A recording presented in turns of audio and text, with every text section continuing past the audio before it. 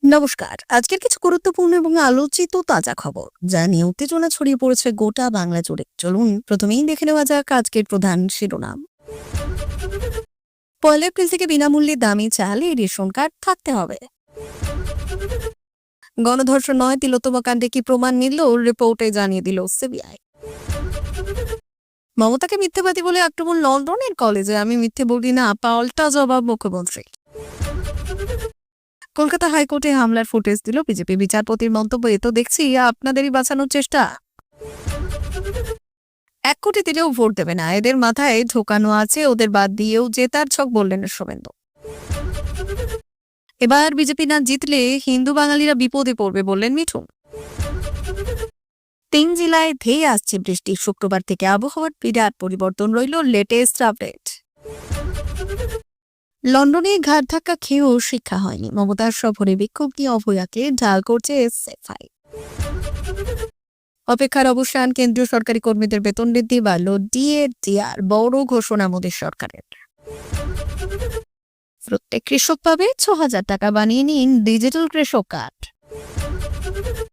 প্রিয় দর্শক, আপনি যদি আমাদের চ্যানেলে নতুন হয়ে থাকেন তাহলে আমাদের চ্যানেলটিকে সাবস্ক্রাইব করে পাশে থাকা বেল আইকনটি ক্লিক করে রাখুন পরবর্তী খবরের আপডেটগুলো সবার প্রথমে পেতে। রেশন সামগ্রীর সরবরাহ নিয়ে রাজ্য সরকারের বিরুদ্ধে একাধিক অভিযোগ উঠে এসেছে।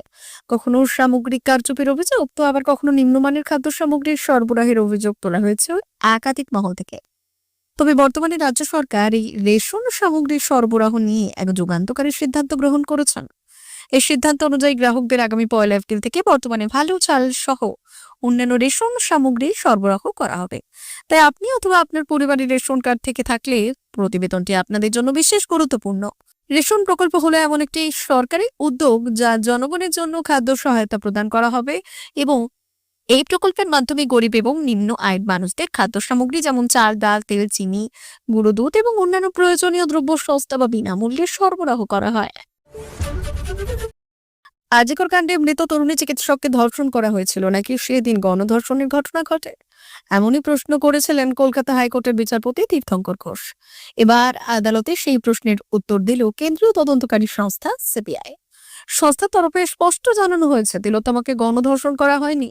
আদালতের নির্দেশ মেনে শুক্রবার হাইকোর্টে কেস ডায়েরি নিয়ে যায় সিবিআই, আর সেই সঙ্গে স্ট্যাটাস রিপোর্টও জমা দেয় গোয়েন্দা সংস্থা। আর তাতেই প্রমাণের কথা উল্লেখ করে এবং সিবিআই জানায় এটা ধর্ষণের ঘটনা। আর্যকর মামলা সুপ্রিম কোর্ট থেকে হাইকোর্টে আসার পর প্রথম শুনানিতে বিচারপতি তীর্থঙ্কর ঘোষ প্রশ্ন তুলেছিলেন, পরে আর কি তদন্ত করা উচিত ছিল, কি তদন্ত করা হলো, একটা চার্জশিটের পর আর কোনো চার্জশিট দেওয়া হয়েছে কিনা তা জানতে চাওয়া হয়। শুক্রবারের শুনানিতে সিবিআই জানায় তিলোত্তমাকে গণধর্ষণ করা হয়নি তার উল্লেখ করেন, এবং ফরেনসিক বিভাগের তদন্তে উঠে এসেছে একজনই এই জঘন্য কাজ করেছে।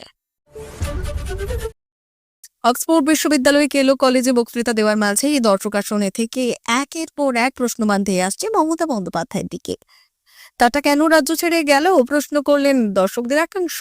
পাল্টা জবাবে মুখ্যমন্ত্রী বললেন, টাটা কগনিজেন্ট সবাই রাজ্যের রয়েছে। খড়গপুর রাজারহাট এলাকায় ইন্ডাস্ট্রি তৈরি করেছে ওরা, কেউই যায়নি, সকলেই আছে। দর্শকদের মধ্যে থেকে অনেকেই মুখ্যমন্ত্রীকে মিথ্যেবাদী বলতে শুরু করেন। সঙ্গে সঙ্গে মুখ্যমন্ত্রী বললেন, আমি মিথ্যে বলি না। দিনটা ছিল 19শে মার্চ। বিধানসভার বিরোধী দলনেতা শুভেন্দু অধিকারীর মিছিল ঘিরে ধুমধুমার পরিস্থিতি ছবি দেখা যায়, এবং দেখা যায় বারুইপুরে 100 মিটারের মধ্যে একই সময়ে একই জায়গায় মিছিল দেখা যায় তৃণমূলের। তৃণমূল কর্মীদের জয় বাংলা ও পাল্টা জয় শ্রীরাম স্লোগানে উত্তপ্ত হয়ে ওঠে এলাকা।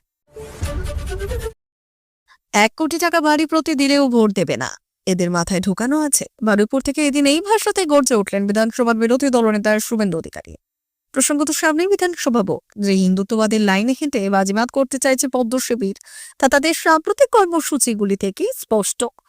এমনটাই বলছেন রাজনৈতিক বিশ্লেষকদের বড় অংশ। ইতিমধ্যে রাজ্যব্যাপী এই লাইনে প্রচারে ঝড়ও তুলেছে এবং তুলে ফেলেছে বিজেপি।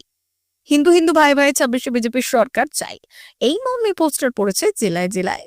এর মধ্যে রামনবমীকে কেন্দ্র করে বিজেপির উন্মাদনার অন্ত নেই। এই তো কদিন আগে রামনবমীতে 1 কোটি হিন্দুকে রাস্তায় নামার ডাক দিয়েছিলেন শুভেন্দু। এদিনে বারুইপুরের কর্মসূচি থেকে ফের হিন্দুদের উদ্দেশ্যে বার্তা দিতে দেখা যায় শুভেন্দুকে। বাতলে দিলেন ভোটের রণকৌশল, যা ভোটের আবহে বিশেষভাবে তাৎপর্যপূর্ণ বলেই মনে করছেন রাজনৈতিক বিশ্লেষকরা। দক্ষিণবঙ্গে আগামী 3 থেকে 5 দিনে তাপমাত্রা প্রায় 5 ডিগ্রি পর্যন্ত বাড়তে পারে। আবহাওয়া দপ্তর জানাচ্ছে শুক্রবার থেকে গরম বাড়বে এবং সপ্তাহান্তে তাপমাত্রা 40 ডিগ্রি সেলসিয়াস ছুঁতে পারে। আগামী 3 থেকে 5 দিন প্রায় 5 ডিগ্রি তাপমাত্রা বাড়তে পারে দক্ষিণবঙ্গের জেলাগুলিতে। দক্ষিণবঙ্গে প্রচন্ড গরম বাড়বে। অক্সফোর্ডে মুখ্যমন্ত্রী মমতা বন্দ্যোপাধ্যায়ের ভাষণ বন্ধ করার অপচেষ্টা ব্যর্থ। কার্যত উপস্থিত জনতার কাছে ঘাড় ধাক্কা খেয়ে হয়েছে মুষ্টিমেয় এসএফআই সমর্থকদের। কিন্তু তাতেও সম্ভবত শিক্ষা হয়নি সিপিআইএম ছাত্র সংগঠনের। মুখ্যমন্ত্রীর সফরে ওই অনভিপ্রেত ঘটনার নেপথ্যের ব্যাখ্যা দিতে গিয়ে এবার আবার আরজিকর কাণ্ডকে ঢাল করার চেষ্টা করলো বাম ছাত্র সংগঠন। অক্সফোর্ডে মুখ্যমন্ত্রীর ভাষণ পণ্ড করার অপচেষ্টা নিয়ে এসএফআইয়ের ব্যাখ্যা, অক্সফোর্ডে নিয়ে মিথ্যে ভাষণ দেবেন আর এসএফআই চুপ করে শুনবে, তা হয় না। আরজি করে নির্ভয়ার যন্ত্রণা আমাদের সকলের আছে। তাই প্রশ্ন হয়েছে, বাম ছাত্র সংগঠন বলছে ক্যাম্পাসে গণতন্ত্র, বাংলা শিক্ষা, স্বাস্থ্য, শিল্পীর দুরবস্থা এবং মমতা বন্দ্যোপাধ্যায় এবং ওনার বাহিনীকে এসএফআই প্রশ্ন করবে। কেন্দ্রীয় সরকারি কর্মীদের জন্য অত্যন্ত বড় সড় খবর। অষ্টম বেতন কমিশনের আগে বিশাল উপহার, কেন্দ্রীয় মন্ত্রিসভা 2% ডিএ বৃদ্ধিতে সবুজ সংকেত। এর ফলে কেন্দ্রীয় সরকারি কর্মচারীদের ডিএ বেড়ে দাঁড়ালো 53 থেকে 55%। এই বেতন বৃদ্ধি সপ্তম বেতন কমিশনের সুপারিশে হলো। সমস্ত কিছু ঠিকঠাক থাকলে অষ্টম বেতন কমিশন কার্যকর হবে। 2026-এর 1 জানুয়ারি থেকে বর্তমানে কেন্দ্রীয় সরকারি কর্মীরা পাচ্ছেন 53% করে ডিএ, আর অবসরপ্রাপ্ত মোদী সরকারের কর্মীরা পাচ্ছেন ডিআর নেস রিলিফ বা ডিআর। এবার 1 জানুয়ারি থেকেই পরবর্তী মহার্ঘ ভাতা বৃদ্ধির সময় হয়ে গিয়েছে। সেই বর্ধিত মহার্ঘ ভাতা বৃদ্ধির আনুষ্ঠানিক ঘোষণা শুক্রবারই হলো। সময় বেতন কমিশনের অন্তর্গত আর 2টি ডিএ ডিআর বৃদ্ধি হবে, তার মধ্যে একটি আজই হয়ে গেল, কেননা আগামী জানুয়ারি অর্থাৎ 2026 সাল থেকে সম্ভবত নতুন বেতন কমিশন কার্যকর হতে পারে। ইতিমধ্যেই প্রধানমন্ত্রী নরেন্দ্র মোদী অষ্টম বেতন কমিশন গঠনের অনুমোদন দিয়েছেন। সবকিছু ঠিক থাকলে আগামী 1 জানুয়ারি থেকে অষ্টম বেতন কমিশন কার্যকর হবে। ভারতের কৃষি খাতে প্রযুক্তির নতুন সংযোজন হিসেবে আসছে ডিজিটাল কৃষক আইডি কার্ড।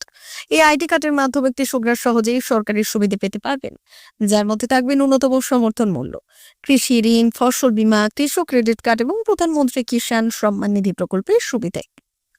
বর্তমানে কৃষকদের সরকারি প্রকল্পের সুবিধা পেতে বিভিন্ন নথিপত্র জমা দিতে হবে। তবে ফার্মার আইডি কার্ড চালু হলে কৃষকদের সমস্ত তথ্য একত্রিত হবে একটি কেন্দ্রীভূত ডাটাবেসে। ফলে সরকার দ্রুত কৃষকদের যাচাই করতে পারবে এবং কৃষকরাও সহজে সুবিধা পাবে। সরকারের পরিকল্পনা অনুযায়ী 2027 সালের মধ্যে দেশের 11 কোটি কৃষককে এই ডিজিটাল আইডির আওতায় আনা হবে। প্রতিটি কার্ড আধার নম্বরের সঙ্গে সংযুক্ত থাকবে, যা কৃষকের জমির রেকর্ড, ফসলের তথ্য এবং পশু সম্পদের তথ্য সংরক্ষণ করবে। প্রিয় দর্শক, এখনকার মতো খবর এই পর্যন্তই। ধন্যবাদ।